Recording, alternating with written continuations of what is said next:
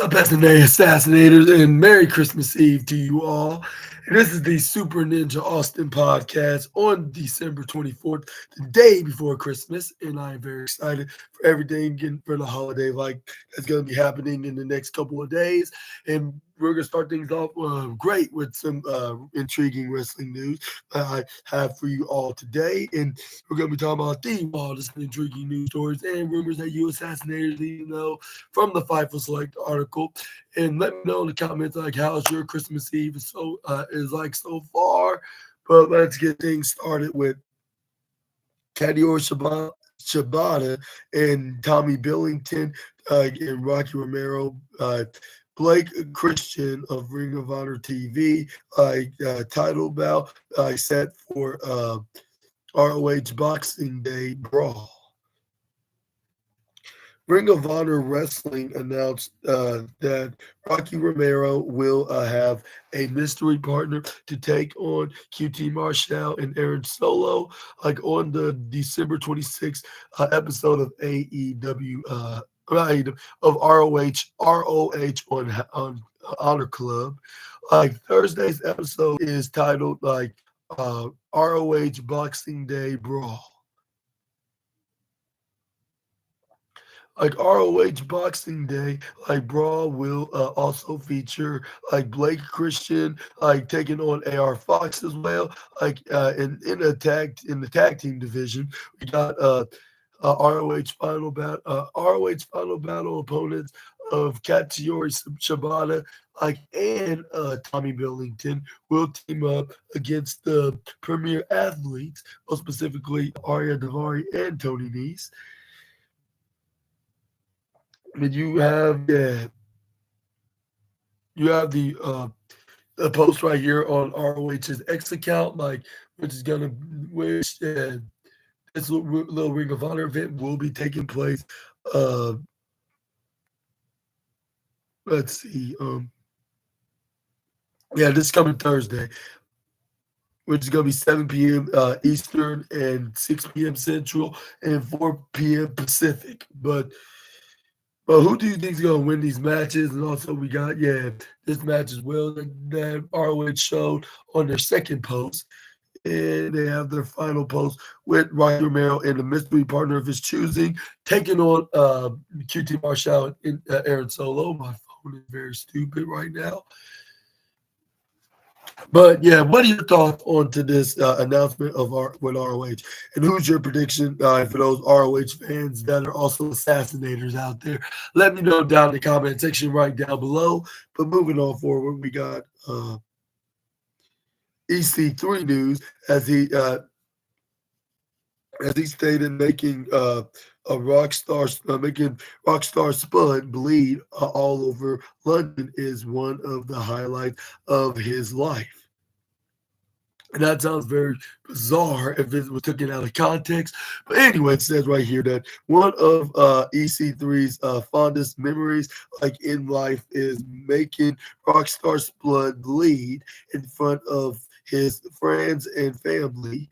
Like EC3 and Rockstar Spud were a tremendous pairing in TNA like a decade ago. However, as most pairings like in wrestling go, like EC3 like eventually split from Spud and split him open like in the process. And it says right here that during like a recent interview with Fightful Sean Ross Sapp, EC3 said that one of the highlights of his life was making Spud bleed during a TNA event in London, England. It says the moment helped catapult him to becoming TNA World Champion. And this is what he stated. No, that was another thing. That was another thing. Creative minds, come together. We do great television. I actually posted it on his birthday. Like I put him in a little reel, but no, like once, of the highlights of my life was nearly this decapitating my friend in front of his family, like making him bleed all over London, England, hanging him upside down, and shoving his head, therefore solidifying my status from mid Carter to becoming a top guy where I uh, promptly defeated Kurt Angle for the TNA World Championship. I cleanly, winning the TNA World Championship cleanly. And EC3 went from a mid card guy to TNA World Champion. And now he's the Overman, as the NWA World Heavyweight Champion. Uh, uh, in in wrestling right now. Along the way, he also created during a season of WWE NXT with his pro for the season that Brian Danielson. But what are your thoughts? Did you? But what are your thoughts on to this into this very intriguing revelation about his favorite part of his favorite moment in wrestling overall, and that was with his longtime wrestling friend Rockstar Spud, which we all knew him in WWE as Drake Maverick. But yeah, what are your opinions about of EC3's opinion about that being his favorite wrestling moment overall? And do you think that he'll have another favorite in a wrestling moment in the future? Like maybe even it has something involved with his friend Spud into the mix, or do you think it's going to be non Spud related? Let me know in the comment section right down below. But let's move on. We got SHP answering the challenge results when Cole Riddick and Jimmy Floyd and Zachary Wentz compete. Next up, we got Sean Henderson uh, presents held it's it's SHP answering the challenge even on December 21st from Neshaminy Creek Brewing Company in Corden, Pennsylvania. The event aired on IWTV, and it says right here that Jimmy Lloyd defeated Zachary Wentz during the show, and in a SI dub Falls Count Anywhere match. And we also, oh yeah, what I'm talking about, yeah. I mean, we also got that in that championship match, with Haiti defeating Thomas Ledeuce, yeah, and retaining his retaining his championship, and and it says Lucky 13 defeating Rob Killjoy. And then we got, Kurt Robinson defeat uh, Kristen Ross, and Lucas uh, D. Sangro, and Stan Skylance, Xavier Stokes, Billy Avery, or Billy Avery, or Avery. I guess it's Avery. Like versus Giant Tiger went to a no contest. And then what else happened? And Mark Angel defeated the Clay Grant in Cole Radrick defeated defeated Diego Hill. No, I'm talking about Cole Radrick and versus Diego Hill match. Went into a no contest as well. A death match between John Wayne Murdoch defeated Connor Claxton. And what are your thoughts on this full coverage of this answering challenge event in this independent? If so, who did you did mostly? I mean, did anybody? Yeah, you predicted one, at least most of them, or is the other way around, or in middle in between, or is it all of them that you predicted right, or is it all of them that you got wrong? Let me know down in the comment section right down below. And when I say wrong, I'm saying for the fun side of things, not trying to say like, did you bet anything on it? Obviously, not, but I'm saying like in a very intriguing prediction that you would do in the IWC, like on what your opinions about a very popular wrestler getting winning and yeah. But yeah, let me know in the comments. But moving on, we got some Mi Chin news now as she reflects on her dumpster match with Chelsea Green. So I sound a little too stuffed up. I just feel little under the weather of allergens. Like in luckily it's not for I'm not gonna have these for long. Like it's only gonna be going away for a couple of days. But something tells me there's gonna be a Christmas miracle that's gonna be performed and it's gonna make me feel a billion times better. But anyways, Michin had fun like with the dumpster match.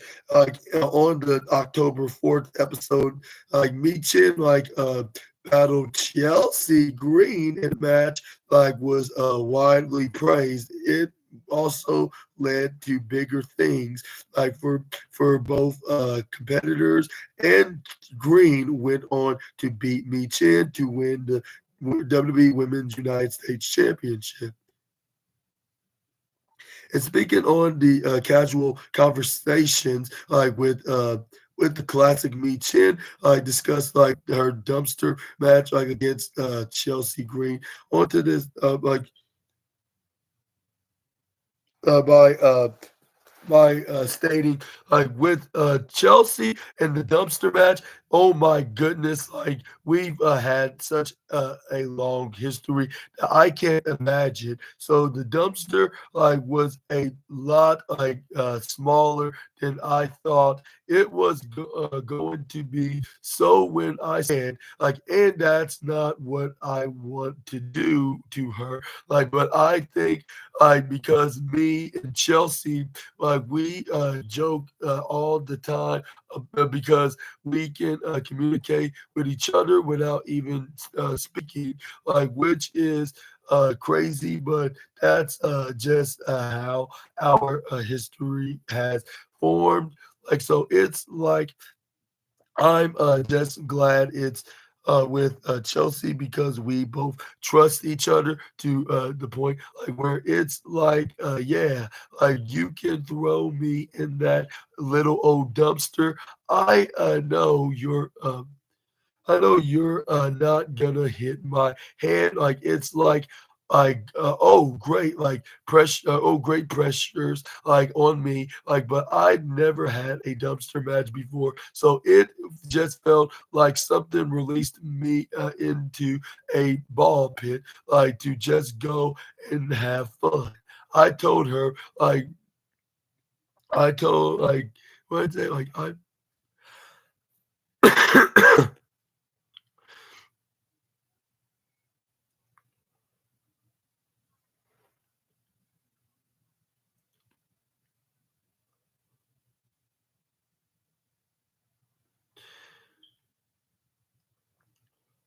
I told her, like, even though like you won the title, like, and we like had all of these special moments, like, just know I'm not gonna stop chasing you. Like, so this isn't over. Yeah, clearly not, and I hope that's the case. Well, maybe at this time, like maybe like some might think this is a I'll say not really much of a very intriguing rivalry, like given that we see this week after week. But maybe if they just like them fighting each other on special occasions, maybe it would have that special spark. Like and they spend a little less time fighting in SmackDown matches. Like if they wait till like pay-per-views or special events like Saturday night's main event, for an example, it wouldn't be much boring. But I'll tell you, I gotta admit, that wasn't boring on Saturday night's main event. That match, Me Chin and Chelsea, I think they did a very terrific job. Like they show that women's wrestling is important just as much as it is for the men's as well. And sorry, I sound like that when I say men's. Like yeah, it's not like it's an or menza, which I understand why I did that, but yeah, but I'll say, but what are your thoughts on Chelsea? I mean, me Chen's opinion about working with Chelsea in WWE, and you would figure they would be good friends, given that they both had their respective runs in TNA or Impact Wrestling at the time, with them being former Knockouts champions in their own rights. And I could be mistaken, but they could be also. They also probably were tag team champions with each other, like as tag team partners, like in their time in TNA. Yeah, but do you think we could see something similar happening? Like if we see Chelsea turning babyface, but then like do the WWE version of their partnership, and maybe they can win the tag team titles like with each other as the duo. Let me know down in the comment section right down below.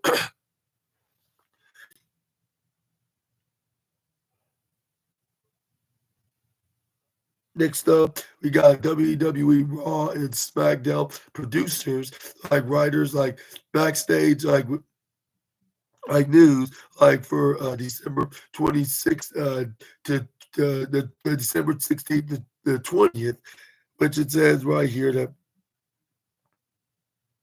like it shows all the producers who wrote for the shows for both Raw and SmackDown last week, and it says right here that Brian Yang wrote the Liv Morgan a promo on Raw, while Alexandra Williams was the listed writer like for a CM Punk's promo, and then talent more in uh got more in the ring time, like on Monday due to the double tapings. Like and talent started their Christmas vacation on Tuesday. In most cases, like which last until like December 26th. There were like some that were brought to Stanford on December 18th for for Netflix headquarters special, and WWE had their office Christmas party on December 18th. And it says right here on December 16th, it said on the Raw producers, it says main event, like we on the main event tapings, we got Dante Chan taking on Josh Briggs, like with Kenny Dykstra being the one that wrote for that show, and then we got the other main event match that was the pre-tape, which was Dion Lennox. That was wrote by Adam Pierce, the Raw GM himself, and yeah, and I heard that there was a very bad injury for Wesley on that show, like from a fellow YouTuber. So I hope that he's doing okay on that, like from this setback, like with him sustaining the injury. Let's hope it's nothing too major to the point that he's going to be taking weeks, if not months off. But let's move on and let's talk about the other main event match, which is featured Ilya Dragunov taking on Pete Dunne. And then we got the speed tapings with BFAB. Uh, BFAB and Natalia fighting in one of the tournaments, which obviously you know that I don't watch WWE Speed, only hear like highlights of it on these news sites. But anyways, yeah, that was wrote by Molly Holly, and then we got CM Punk's promo was wrote by the Abyss himself, Chris Parks, if I'm mistaken.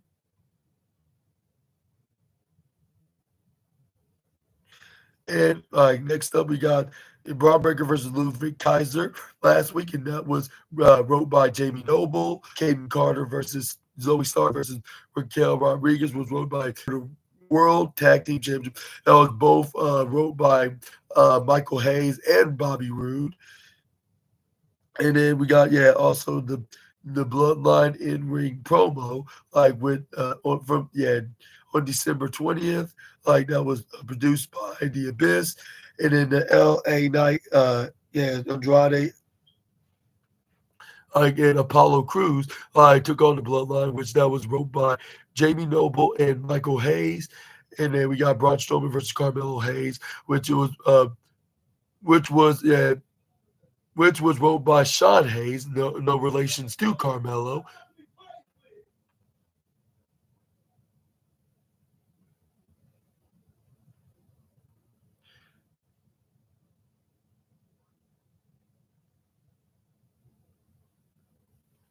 The women's tag team match, like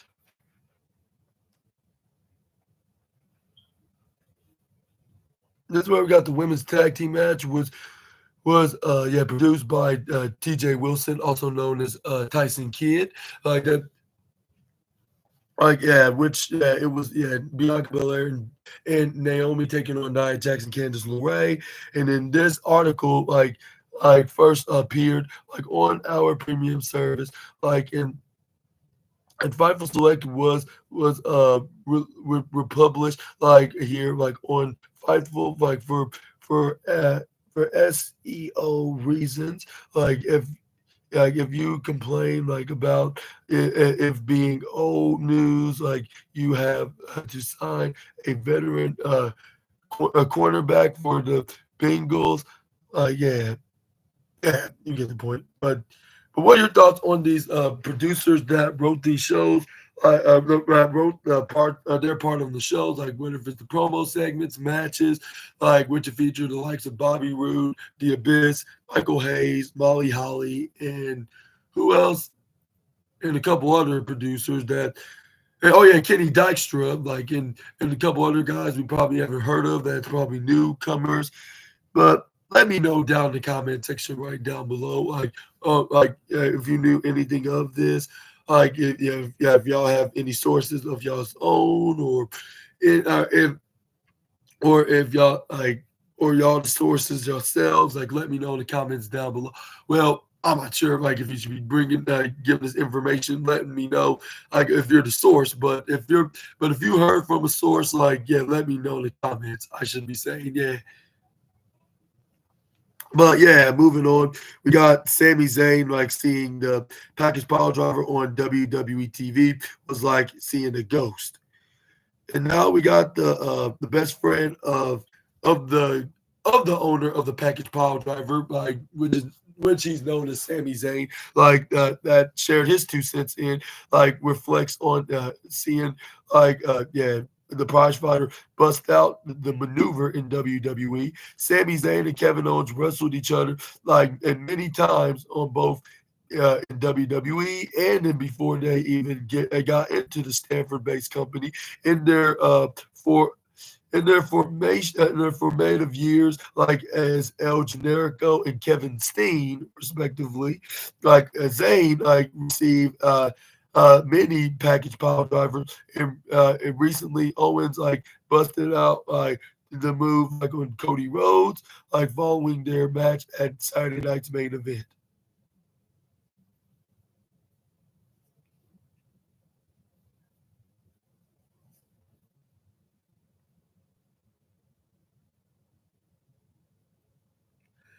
And it says that right here, Sami Zayn reflect on seeing the move like in the WWE ring during a recent appearance on the Battleground podcast. And Sami Zayn said, while like he hasn't taken the move like for like in a very long time, like the, the, the it felt like seeing the return of a ghost like from a prior life, and and this is what he had to say, like in his reaction to the move, like when it was brought up. He packaged Proud Driver like on WBTV, like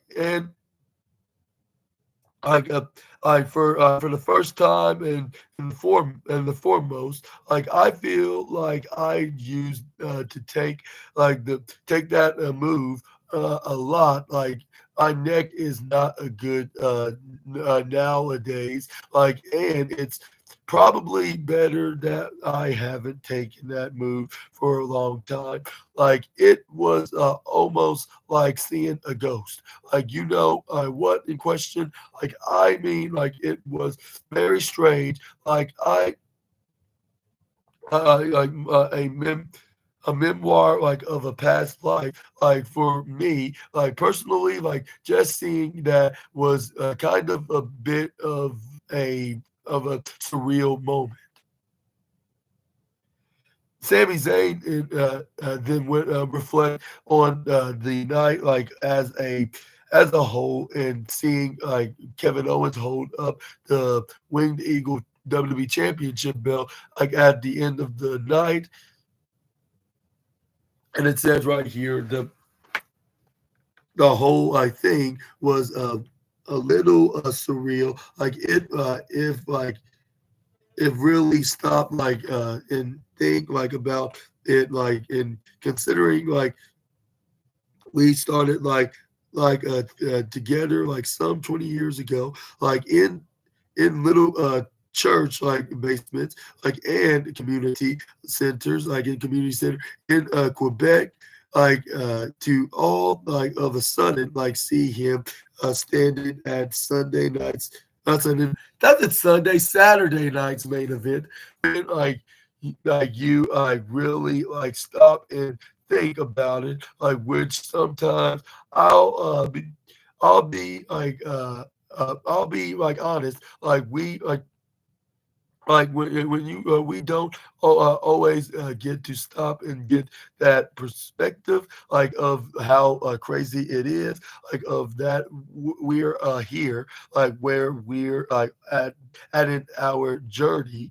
Like I think like sometimes I'm sure he would say the same about me, but like seeing it like with Kevin, like sometimes opens like my eyes like more than like I'm doing like it myself, because you're on my little path, like and you're on the hamster wheel, like and you're focused like on what you're doing, like but if you're lucky enough to have someone like who's been with you on the ride from the jump, like a like I have a Kevin, or he's like got me. Like it's like this constant reminder. Like man, I remember that guy. Like when he was here. Like now he's like doing this. Like it's been the case like throughout like their careers. Like Kevin Owens and Sami Zayn, like respective stories will one day like intertwine like against again. I mean, against again. Like Zayn, like recently, commented on like Owens's recent remarks about him to Michael Cole, like which we're gonna get into up next. But what are your thoughts on Sami Zayn, like being stunned and being in a surreal mode, like to see like Kevin Owens doing the package power driver on Cody Rhodes after the match? And I do think this is a sign that we can see it being occasionally being used and being green lighted. Like as long as it's used safely and it's part of a storyline and nothing like out of or nothing out of scripted, like and nothing like into a dangerous measures. Like use it like in a way that you're still keeping the opponent safe at the same time, even though they're going to be selling the maneuver, but but still, it's not like a move that's gonna give him permanent damages. Like it's more specifically on the neck, like when it comes of hitting the power driver maneuver. And like, and do you think we'll be seeing Kevin Owens using this move again? Maybe in a match with Sami Zayn. Like if they cross paths down the line, let me know down in the comment section right down below. But moving on, we got Sami Zayn understands like most of Kevin Owens' recent actions, it doesn't agree with all of them, though. At the same time, Sami Zayn comments on Kevin Owens' recent behavior. Excuse me for a moment.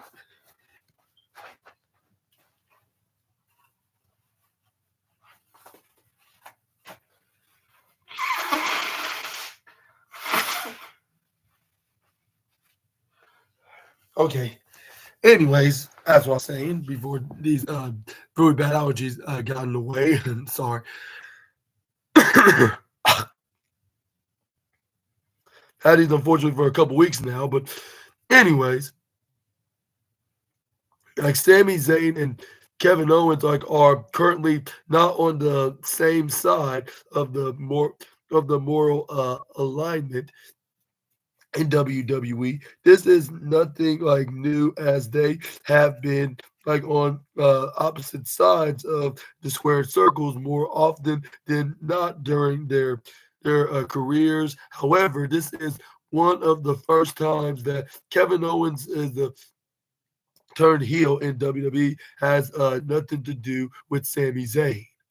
That's true, yeah, because him turning heel is because of Cody Rhodes and what he did. But we're gonna get into that in just a moment. But yeah, it says on the thing that separate the only thing that separated Sami Zayn and Kevin Owens this time was the draft. Like while Kevin Owens has been attacking Cody Rhodes, for teaming with Cody between with Roman Reigns. Zayn has been reconnecting and teaming up with Roman Reigns. Owens recently told Michael Cole that he would eventually deal with Sami Zayn when that time was right. Now, Zayn is offering his stance on their current situation, and he did so while speaking with Baby Huey of the Click podcast. Zayn echoed Owens's sentiments, that in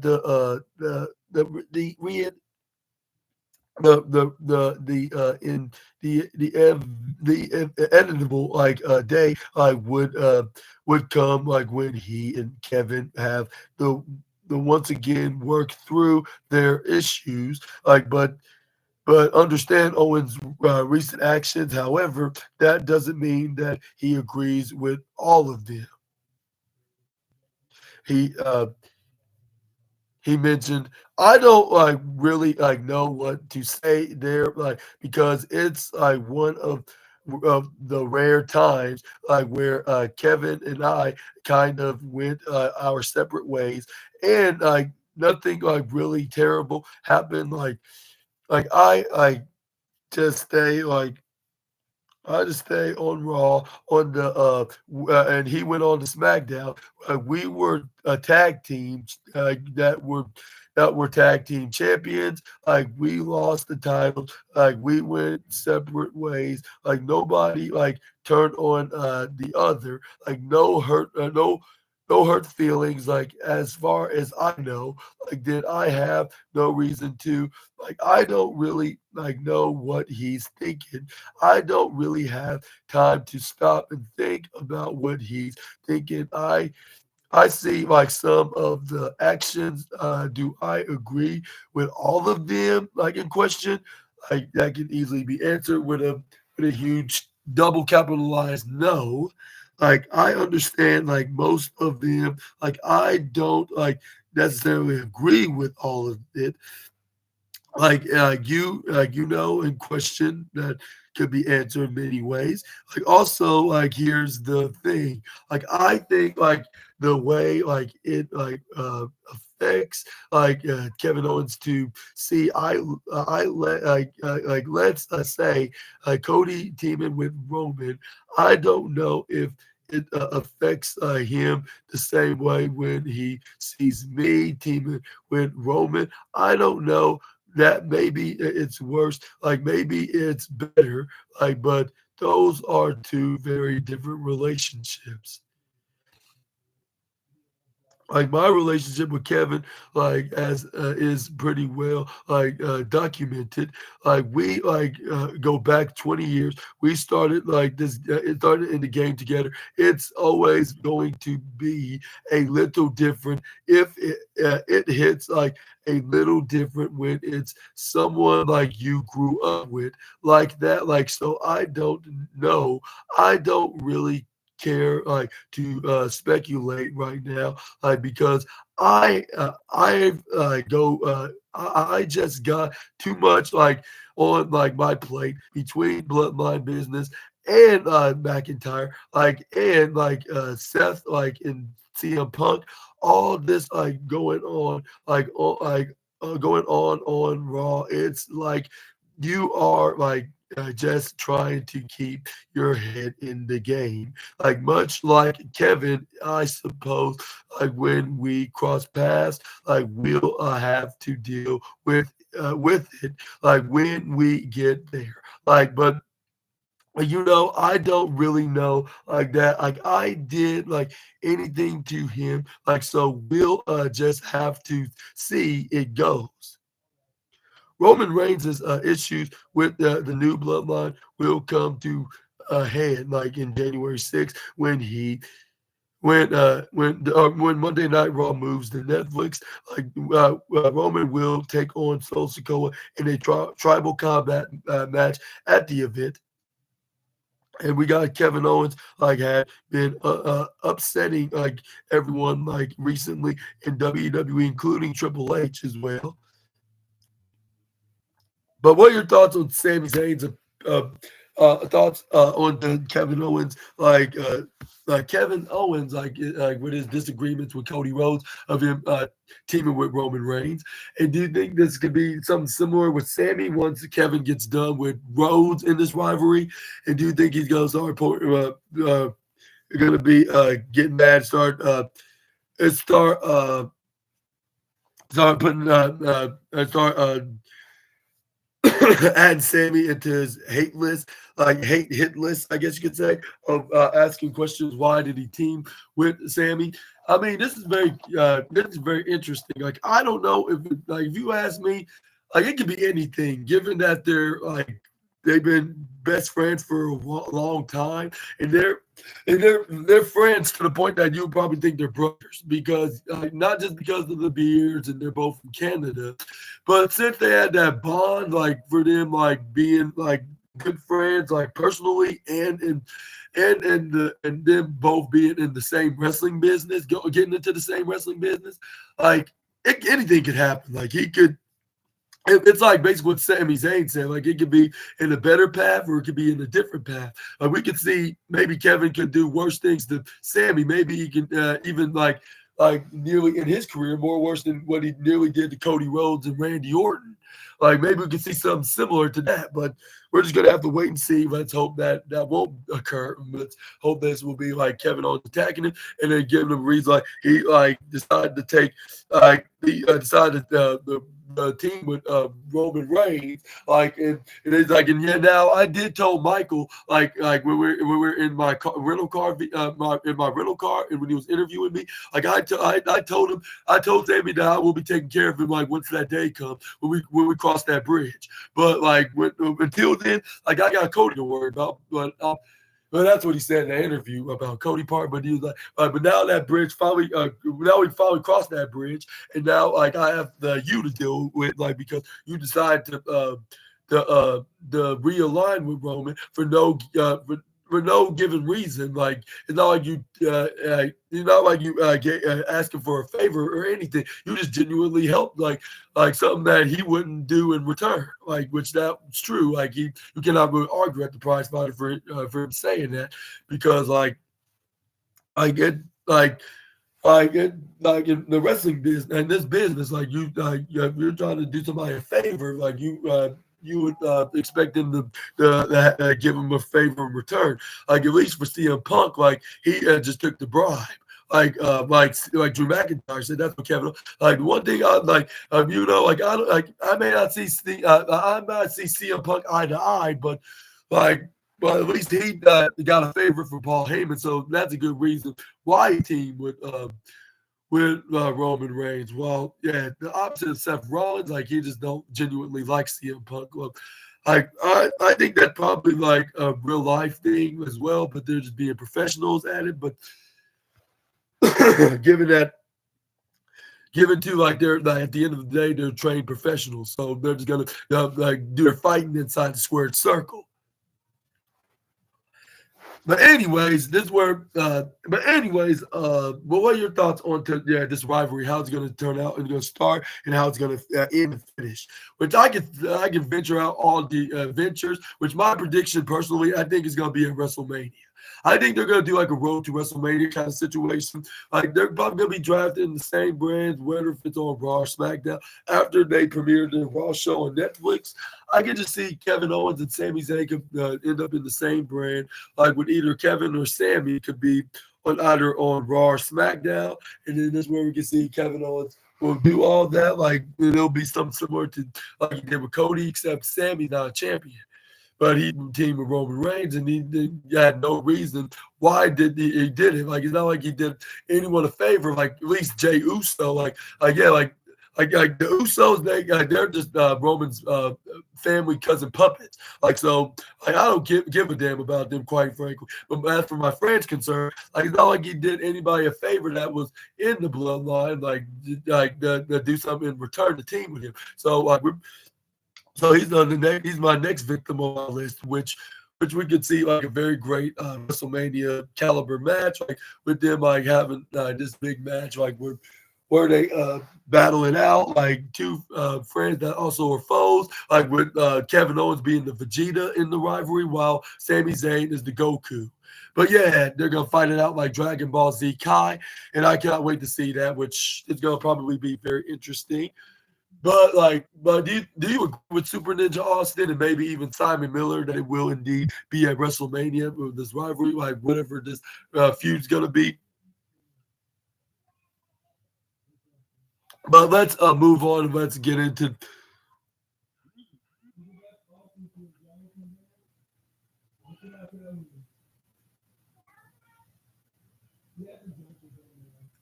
But moving on, we're going to end today's wrestling news video with some Thunder Rosa news, which she talks about her importance, like of speaking in her mind, what's in her mind.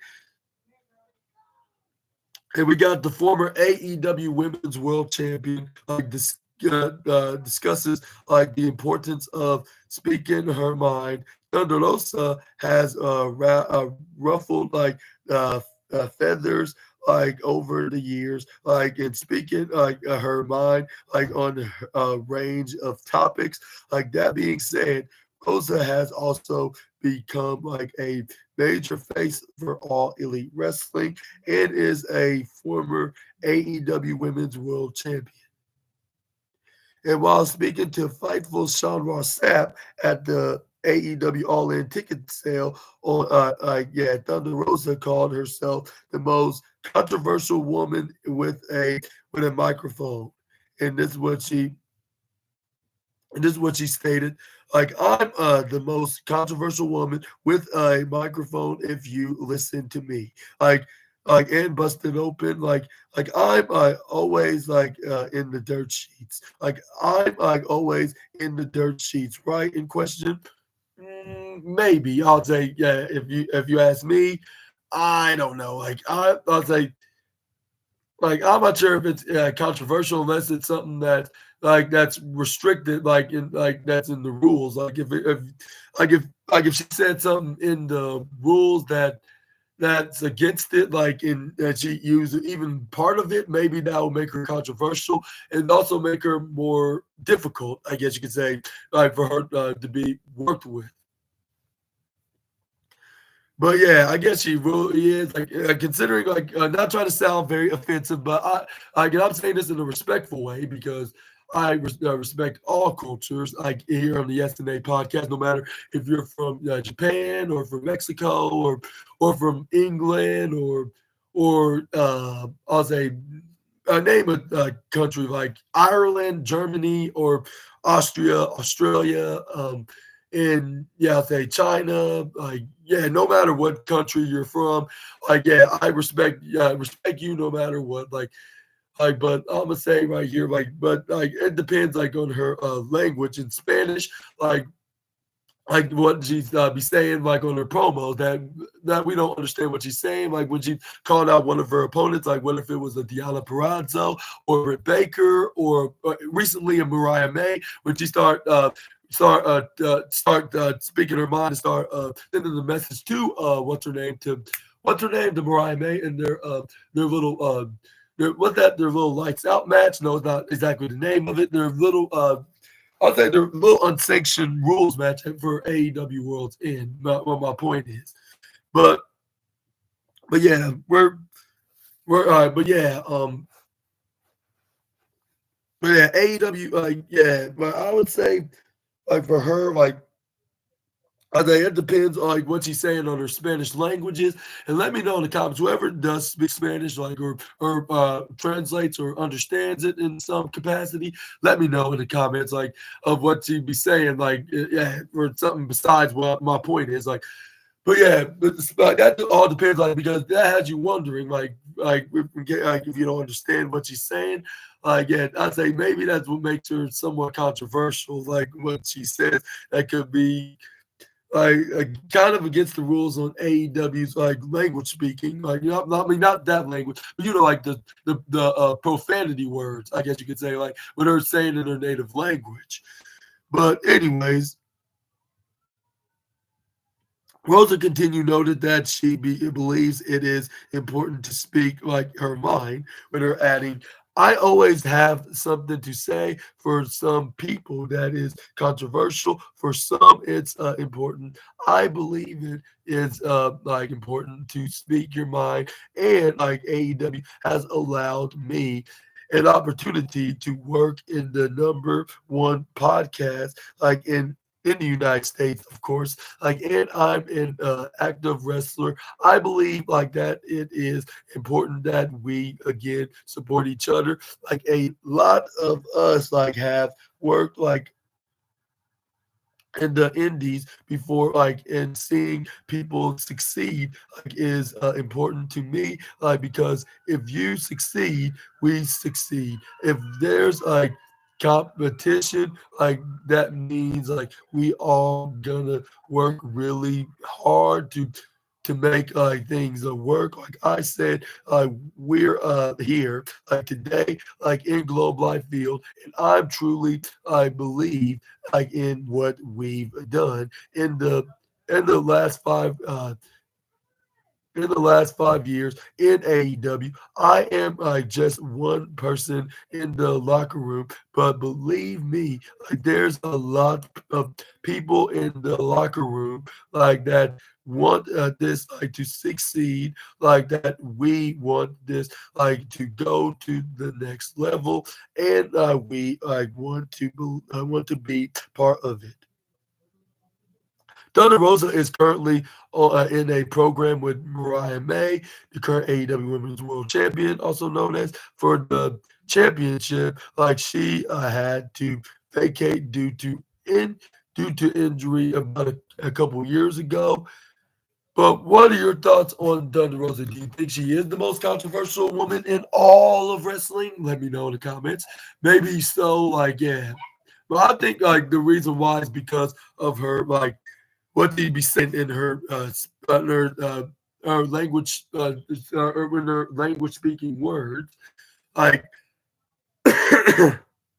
but other than that, like just like yeah, other than that, like I'm not so sure. Like, but but yeah, I guess that'll be it for now, Assassinators. I hope y'all enjoyed the video about the wildest and intriguing news stories that you, SNA Assassinators, need to know. Again, let me know which one was your favorite one, and if I had to pick my favorite, it would have to go to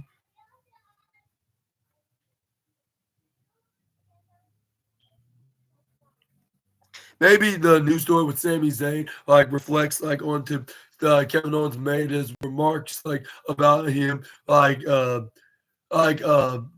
like going to be in a program with him down the lines, like because of his involvement with Roman Reigns, like which we're probably gonna be seeing in the future after like as soon as Cody Rhodes does finish his program with Kevin, like expect him to go after Sammy, which that looks very interesting as heck. Like hopefully, like it'll be like a match that you definitely do not want to miss at the showcase event, like or the showcase of the Immortals, whatever you want to call it. But but yeah, let me know what's your favorite news story on this list. And I hope y'all enjoyed the video. And if so, please make sure to hit the big thumbs up button and also hit the subscribe and the post notification bell for more SNA videos. And yeah, and unfortunately, I won't be making an NXT review video, but I will be watching it though, and I'm gonna tell you like what match I can remember at this time, and that is the Cora Jade versus Stephanie McCure. And do you think Cora Jade could be so exactly like her idol and be the second ever woman to second ever popular women's wrestler? I should rephrase myself to beat the what they call it, the Black Angel or the Dark Angel, like in 2024. Let me know in the comments down below. But this time, in this company in WWE. But yeah, I will. But make sure to check out my